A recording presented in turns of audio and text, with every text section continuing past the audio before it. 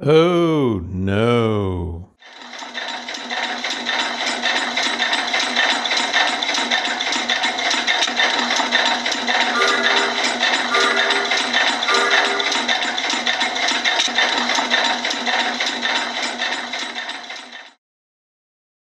Today, I'm going to be talking about 3 easy flatwater paddling trips on Washington's Olympic Peninsula: Lake Crescent, Pleasant Lake, and Ozette Lake. 20 miles west of Port Angeles, Washington, on Highway 101, lies Lake Crescent. The lake is a big one, roughly 8 miles long, carved out by glaciers. There appears to be various roads that circle entirely around the lake. The lake is inside Olympic National Park, so other than the roads, there is little lakeshore development. Highway 101 tends to be pretty busy and a little noisy, but it does give you the option of accessing different parts of the lake in order to avoid waves on a windy day. Fairholme Campground at the west end of the lake is a large national park campground. In 2021, when I was there, campsites were available only on a first-come, first-served basis. There are toilets and fresh water available, but no showers or electricity. There are a few lakeshore campsites, but you will have to carry your camping gear down to your campsite from the parking area. The other campsites have their own parking area. Next to the campground is a boat launch and parking area. There are a few other picnic areas scattered around the lake, but lake access is limited due to the traffic on Highway 101 and the steepness of the surrounding terrain. There are several hiking trails in the area. Also, an hour's drive will get you to the Hurricane Ridge Visitor Center, which has some impressive views if you can catch it on a clear day.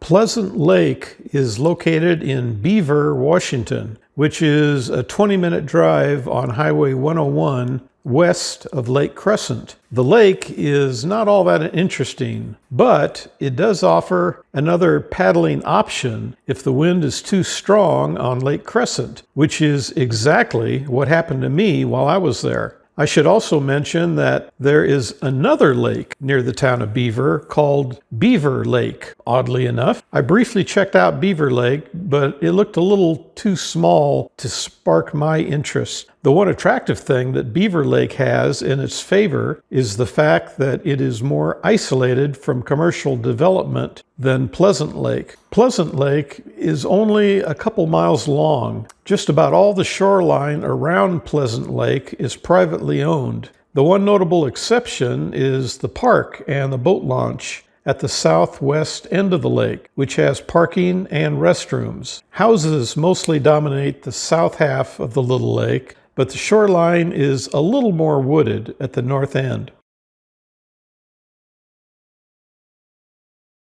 A 60-mile drive from Lake Crescent will get you to Ozette Lake in about an hour and a half. This freshwater lake is only a few miles from the Pacific coast. The lake is roughly 8 miles long, and only the northern portion is accessible by car. There's a nice boat ramp at the north end of the lake near the ranger station. Another boat ramp can be found about 5 miles southeast in Swan Bay.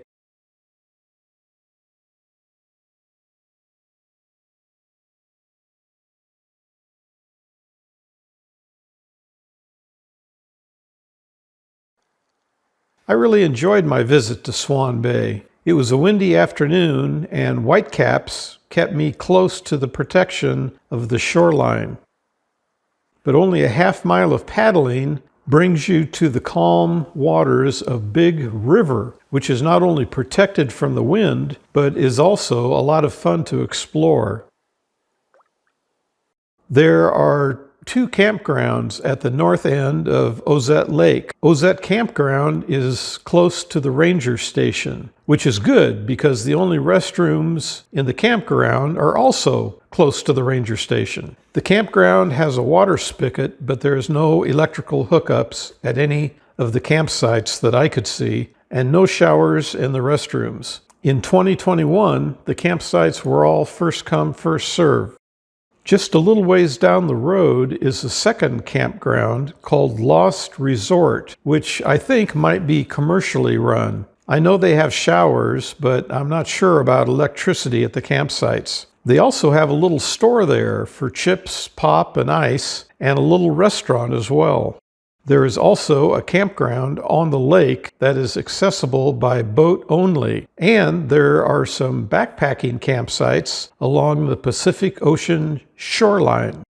If it's too windy to paddle on the lake, you can do a loop hiking trail from the ranger station to the ocean shoreline, then walk along the beach for a few miles, then take a different trail back to the ranger station. I did the hike myself and found it fairly easy and enjoyable. For anyone doing an overnight stay on the ocean shore, there is a parking lot by the ranger station. There is no road access to this section of the Pacific Ocean shoreline.